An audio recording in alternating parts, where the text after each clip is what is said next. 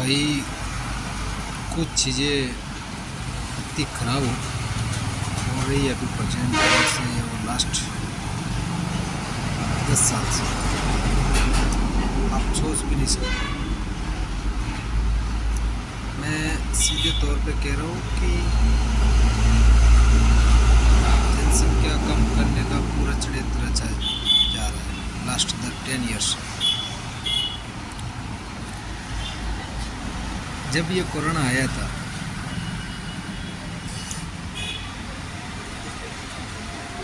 तो कोरोना के बाद ये मैंने खुद ने एनालिसिस किया है और उसके बाद में रिजल्ट भी वैसे ही मिला। मैंने उसमें नोट ये किया कि ज़बरदस्ती मास्क पहनाने के लिए बोला गया था, जिसमें एक नई प्रकार की बीमारी लगने का पूरा सांस था, श्वास, जिससे आदमी का दम घुटता है। ठीक है ना, सबसे ज़्यादा दम घुटता है मास्क पहनने में। उसके बाद बिना कुछ सोचे समझे वैक्सीन जो ट्रायल में होती है ओनली फॉर, अब सरकार ने भी पल्ला झाड़ दिया है। ज़बरदस्ती वैक्सीन लगवाई गई, लगभग सबके लगवाई गई। आप एक चीज़ नोट करना, मैंने जो अनुभव किया और मैंने इसके ऊपर खूब टाइम दिया है, उस टाइम जितने भी इंजेक्शन आए थे ना,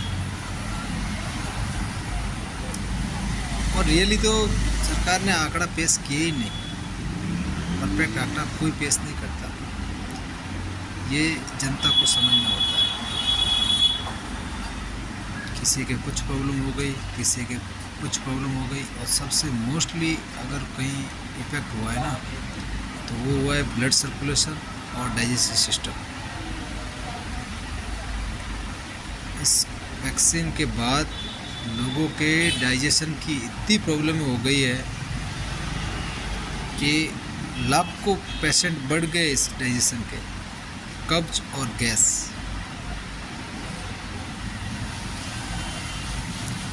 किसी बंदे का पूर्ण रूप से डाइजेशन हो ही नहीं रहा, जवान आदमी का। सोचो, बहुत गहरी साजिश है मेरे भाई। सोचो आप, WHO ने भी पल्ला झाड़ दिया लास्ट में।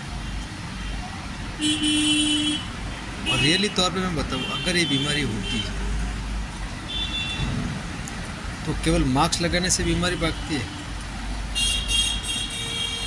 इंडिया में इतनी पब्लिक थी, इतने इलेक्शन हो रहे थे, उसमें लाखों की भीड़ आ रही थी, तब तो कुछ नहीं हो रहा था। कौन से नेता में नेताओं की भीड़ पब्लिक नहीं आ रही थी? और बेचारों की शादियों का प्रोग्राम कैंसिल करना पड़ा, न जाने लोगों को क्या क्या तकलीफ़ें देखनी पड़ी। मेरे भाइयों, थोड़ा सचेत रहो। हालांकि इन्होंने खूब गेम बिगाड़ दिया है, मेरे खुद के भी ये तकलीफ़ हुई है। मतलब 99% लोगों के ये वैक्सीन लगाने के बाद में ना, एक डोज लगाई ना, उनके भी ये प्रॉब्लम हो गई इतनी ज़्यादा।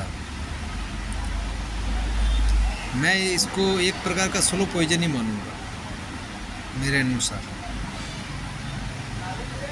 वरना क्या था बताए ना जनता को सब।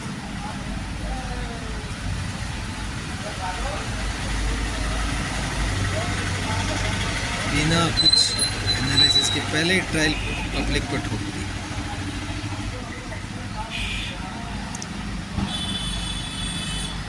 अगर कोई बीमारी, अगर कोई ऐसी होती भी है ना, तो धरती साफ हो जाती है पूरी।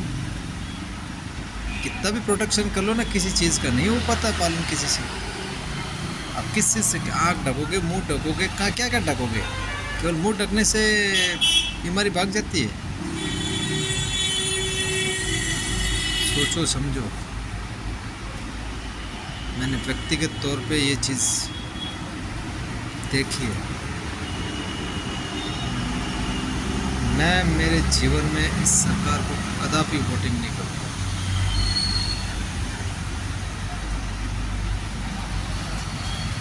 जनता के साथ बहुत बड़ा धोखा किया इन्होंने, जानबूझकर। ठीक है ना मेरे भाइयों, समझो, समझदार बनो। कुछ चीज़ें आपको समझ में नहीं आती। मैं लगवाना नहीं चाहता था, रियली बता रहा हूँ। मैंने काफ़ी लोगों को मना किया था, पर मैं एक दुकानदार था तो मुझे ज़बरदस्ती लगवाया गया।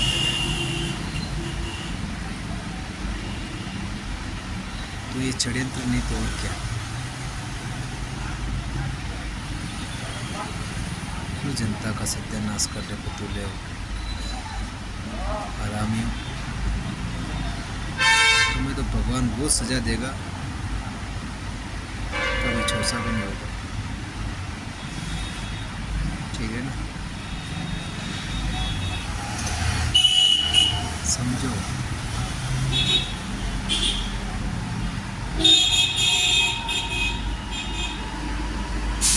कोई भी वैक्सीन मेडिसिन बनती है ना, कम से कम 10 साल ट्रायल में चलती है। उसके बाद में मार्केट में लॉन्च होती है पब्लिक के ऊपर। ठीक है, क्या कर, जनता को गुलाम बना दिया गया है इस देश में। कोई भी इंसान हक की आवाज़ उठा नहीं सकता। 40 साल की उम्र में मैंने सबसे घटिया तरीका प्रेजेंट टाइम में दिया। यह एक बहुत बड़े दुख की बात है। जय हिंद, जय भारत। आँख बंद करके कितना भी प्रेशर आए कोई काम मत करो, मेरा ये मानना है। और रही बात भरोसे की, तो इस पृथ्वी पे किसी का भरोसा मत करो, और राजनेताओं पे तो कदापि नहीं।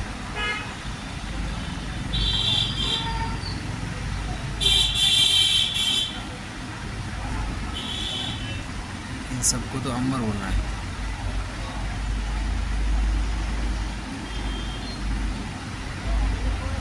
कितने लोग मर गए, कितने लोग साइलेंट अटैक से मर गए, कितने उसके बाद में कितनी मौतें हुई है। जय हिंद, जय भारत।